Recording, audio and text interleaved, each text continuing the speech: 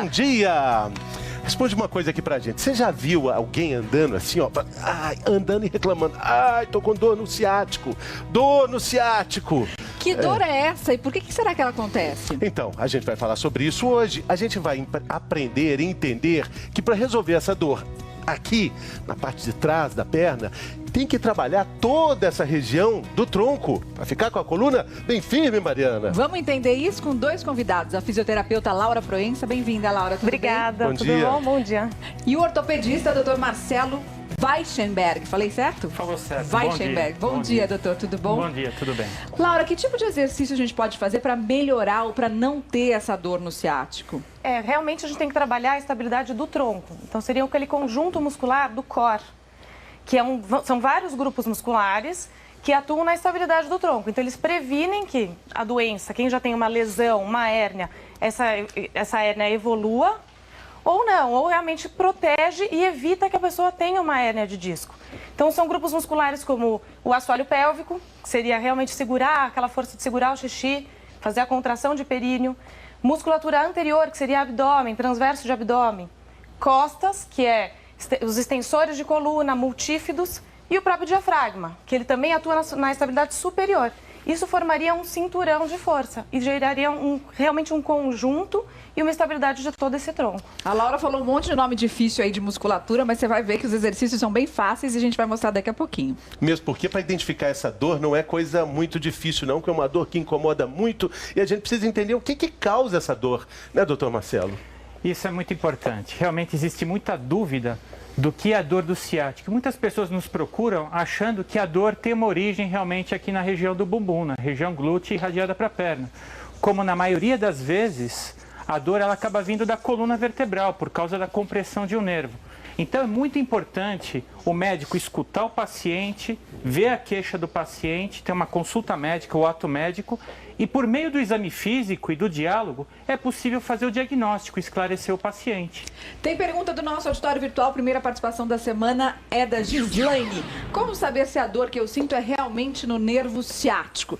Vamos então mostrar uma ilustração do nervo ciático aqui pra gente ver se a Gislaine, vê se você consegue entender assim, ó. Olha lá.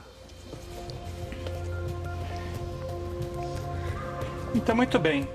A gente está mostrando aqui o corpo humano e por meio dessa ilustração nós conseguimos enxergar a região onde se localiza o nervo ciático. O nervo ciático é o maior nervo do corpo humano e ele é formado por várias raízes nervosas que vêm da coluna vertebral.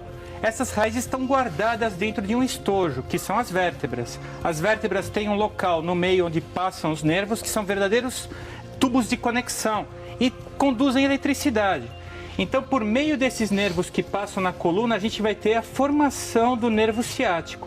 Então, o nervo ciático é o agrupamento de várias raízes nervosas que vão se juntar na região glútea para formar esse nervo. Então, normalmente, essa dor é aquela dor que irradia. É uma dor chata, uma dor que irradia, que queima, pode ter várias manifestações, desde choque, desde calor e essa irradiação. Mas, na verdade, a principal causa vem da coluna vertebral, por forma da compressão, do pinçamento dos nervos. Vamos entender então, olha lá. Aqui a gente está ilustrando bem o disco intervertebral, que serve como amortecedor entre as vértebras.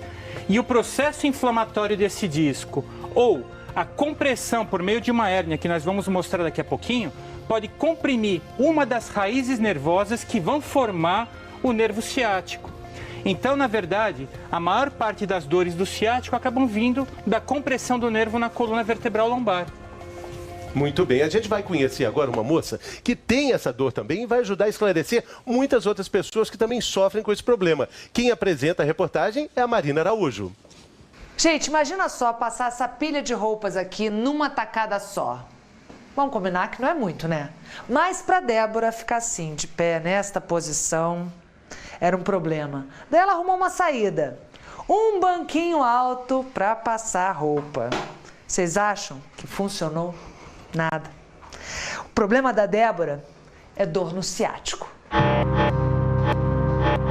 Eu não era mais a pessoa que eu costumava ser. Eu era uma outra pessoa, com dores.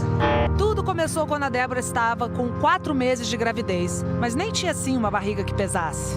Eu tinha dores do calcanhar até a lombar, sempre na perna esquerda. Eu cheguei a andar corcunda. De tanto que doía. Não era uma dor comum, igual tem dor de cabeça. Era uma dor diferente. Parecia que tava pegando fogo dentro da perna. Quando a dor vinha forte, no supermercado, na rua, só tinha uma saída. A única forma de passar era sentando. Não tinha nenhuma outra forma. Uma dor relâmpago, que era uma dor assim insuportável. Eu precisava sentar já. Não tinha como esperar. A Débora chegou a comprar um banquinho para usar no banho. Eu não aguentava de dor na perna. E quando eu ia lavar o cabelo, passar um creme, demorar um pouco mais, não tinha condições. Tinha que tomar banho sentada. E demorou para ela descobrir o que tinha. No começo foi diagnosticado como varizes internas, segundo uma médica vascular. Então, o máximo que eu podia fazer era passar uma pomada. Eu não podia tomar nenhum remédio. Foi o professor na faculdade que deu o palpite certo, quando a viu chorando. Ele me viu e falou, tá com dor no ciático? Eu falei, não, professor, isso é varizes. Ele falou, imagina, isso não é varizes, isso é ciático. E era mesmo, de acordo com outro médico. Daí, ela começou a fazer RPG e acupuntura, que ajudaram bastante. A acupuntura, eu entrava com a dor e ia embora sem a dor. Agora o bebê já tem 2 meses, ela já perdeu os 10 quilos da gravidez e a dor continua, só que mais leve. Ainda dói um pouco a perna, não com a mesma intensidade da gravidez de forma alguma, mas ainda dói um pouco. E aí, quando dói, preciso sentar. Até os cachorros, coitados, foram prejudicados, que eles determinavam o tempo do passeio. Agora é a minha perna que determina o tempo do passeio.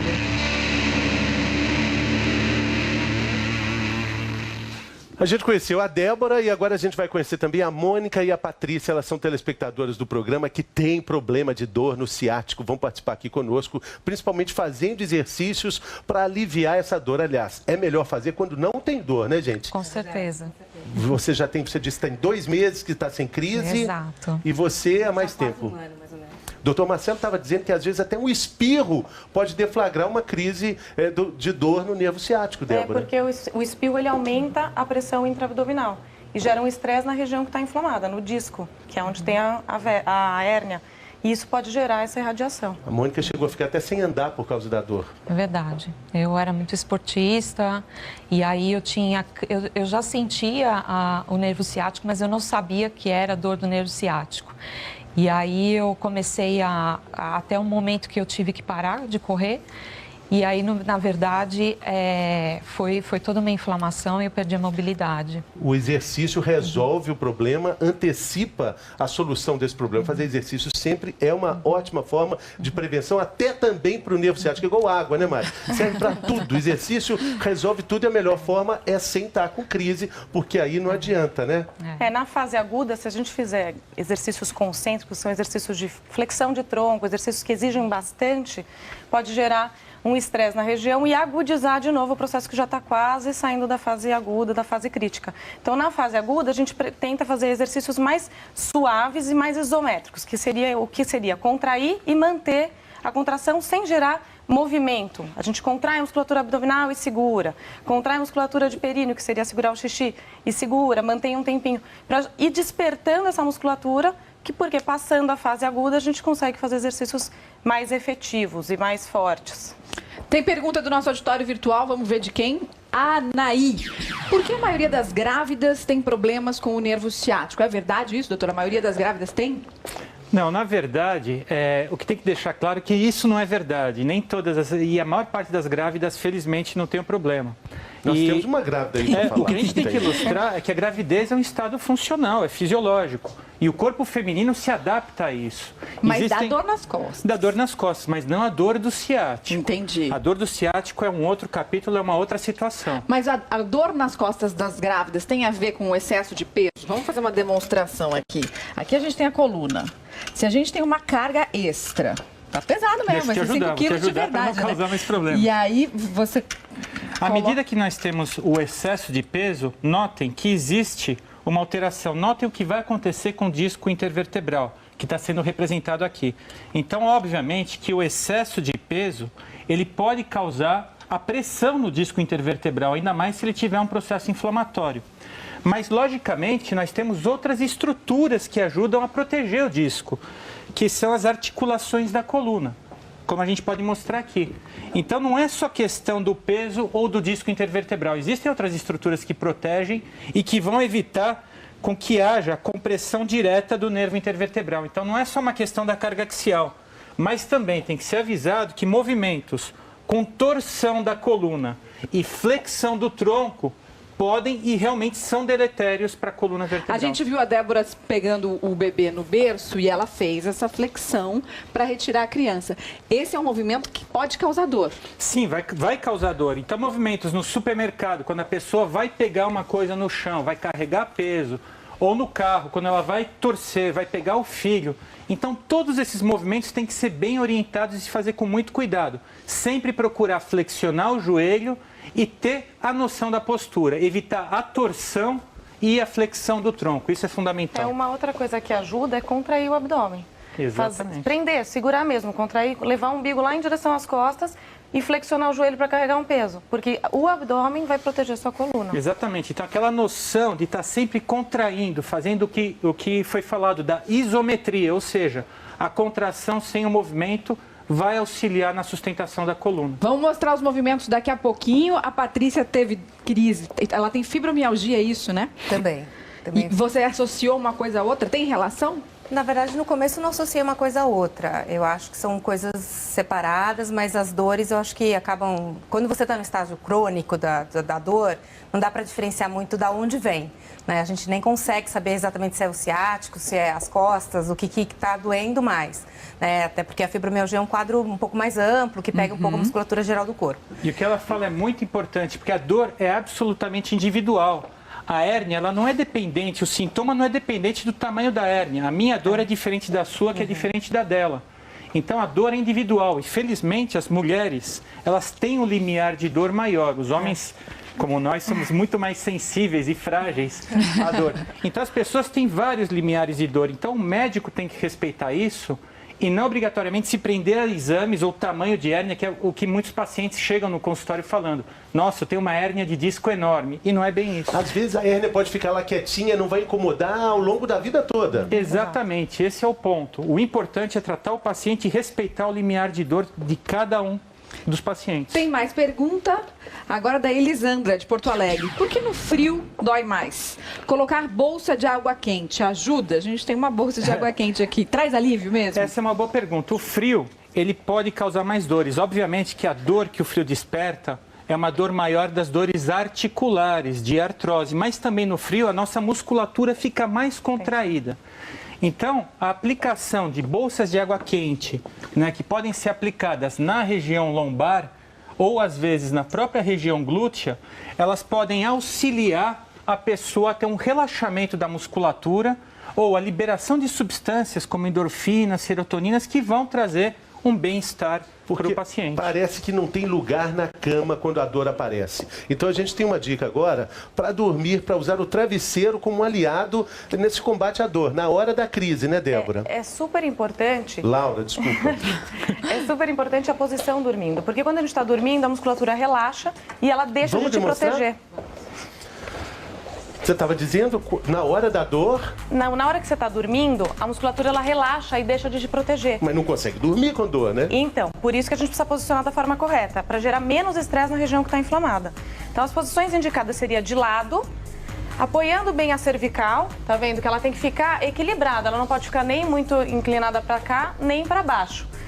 E apoiar, colocar um travesseiro entre as pernas para deixar o quadril alinhado, para não gerar uma rotação aqui dessa região e gerar um estresse na lombar. Outra coisa que pode fazer realmente é deitar de barriga para cima e ela ficar com o travesseiro embaixo do joelho para gerar uma flexão de quadril e uma flexão de joelhos mesmo. Para gerar um relaxamento e sentir, se está sentindo que a sua lombar está bem apoiada, ela fica mais apoiada. E a cabeça também. O travesseiro não pode ser muito alto para não gerar uma flexão e nem muito baixo para gerar uma extensão.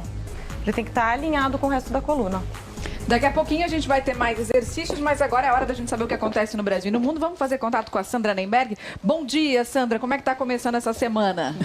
Bom, a gente já falou que a água quente é um santo remédio, né? Bolsa de água quente, daquela aliviada. Agora, dá para entrar na água quente também para aliviar essa dor no ciático. Vamos ver. Mostra pra gente, Marina Araújo.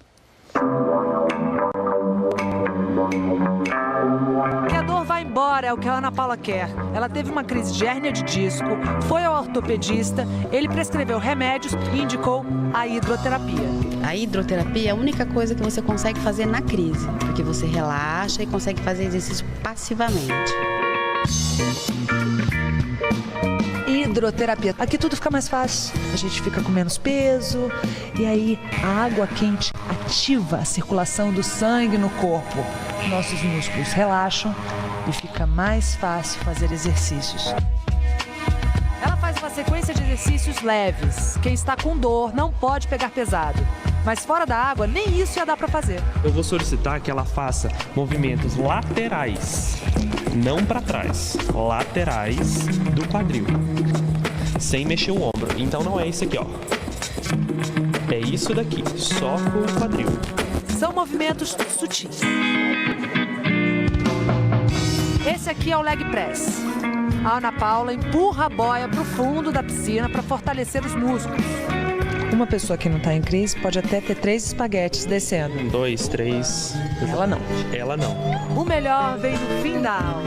A hora de alongar as laterais do corpo e relaxar. Olha a cara da Ana Paula de satisfação. Muito relaxante. É um alívio instantâneo. Maravilhoso. Eu não resisti e pedi para fazer também. De fato, é uma delícia. Gente, a Mônica é a prova de que a hidroterapia funciona. Praticamente 2 meses que eu tô aqui e aí eu tive assim, uma melhora de 60%, quase 70%. Dentro da piscina, para a hérnia de disco, favorecem restabelecimento da função, diminuição da dor e regredir uma afecção ortopédica. É tudo que o paciente quer aqui dentro. Esse daqui é um resistor, né? É um aparato que a gente utiliza aqui na água para dar resistência. Quanto maior, mais difícil é de deslocar. Isso daqui, mais difícil vai ser de fazer o movimento. Isso fortalece a musculatura da coxa e dos glúteos. Neste outro exercício, ela se apoia nos espaguetes e flutua com as pernas livres. O comando que eu vou pedir para ela é para puxar o joelho em direção à barriga, dobrando o joelho e tirando o pé da água. Então, abdominal? Isso, é um abdominal. O exercício com a bola também é para fortalecer o abdômen. Pode parecer fácil, mas não é, eu garanto. Tentei fazer e foi uma dureza conseguir baixar a bola e ficar na posição certa. Larga pra gente essa bola. Ela sobe. Essa água que foi espirrada aqui agora é a resistência que ela tá fazendo para poder se manter lá embaixo da água. Antes de sair, ela faz ainda um alongamento. São uns 50 minutos na piscina, mas os cuidados têm que ir além.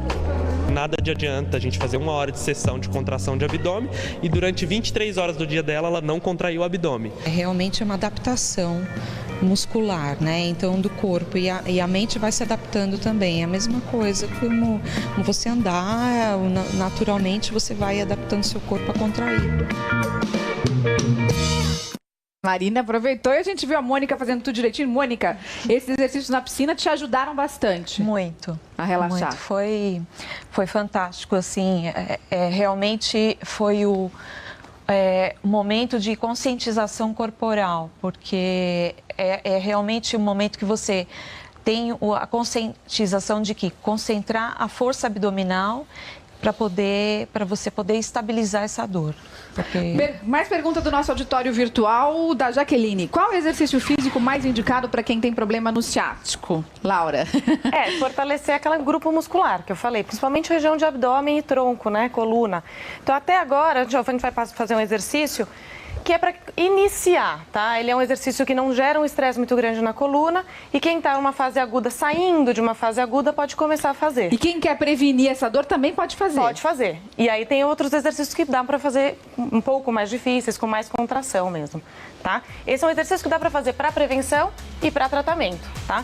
Então, o que a gente vai fazer? Pensar em abrir bem os ombros, ombro para trás e para baixo, vai encher o pulmão de ar, soltar o ar, contrai o abdômen, leva o umbigo lá para baixo e aperta a bolinha. Segura e solta. Puxa o ar, solta, abaixa as costelas, contrai o abdômen e aperta a bolinha. E volta. A gente fala para segurar uns 5 segundos e apertando soltar. A bolinha. Apertando, fazer umas 10 repetições. Depois pode ir aumentando, fazer 3 séries de 10, para realmente ir estimulando mais essa musculatura, que isso vai estar trabalhando o diafragma, que é a musculatura aqui de encher o ar, encher o pulmão e soltar, que é a parte superior. O assoalho pélvico pode associar também, na hora de apertar a bolinha, segurar o xixi e fazer a contração de abdômen, umbigo lá para baixo, em direção às costas mesmo. Agora, doutor Marcelo, a gente está falando de exercício para prevenir, para amenizar a dor. Como é que trata a dor no ciático, além de atividade física? Tem tratamento? É remédio? O que é? O tratamento é bem específico das dores tipo ciáticas. Ela vai exigir algumas alterações do paciente. Primeiro, um repouso, mas que tem que ser relativo. Não mandamos mais o paciente ficar parado sem fazer nada. Ele vai fazer um repouso de 1 ou 2 dias, mas ele tem que ser estimulado gradativamente a manter suas atividades, para que ele não fique 24 horas pensando naquela dor também. Vamos ajudar o tratamento com o uso de analgésicos, anti-inflamatórios, mas os remédios também têm os seus efeitos colaterais e eles têm que ser muito bem medicados e por um tempo determinado. Por isso que é importante utilizarmos outros arsenais, como a fisioterapia.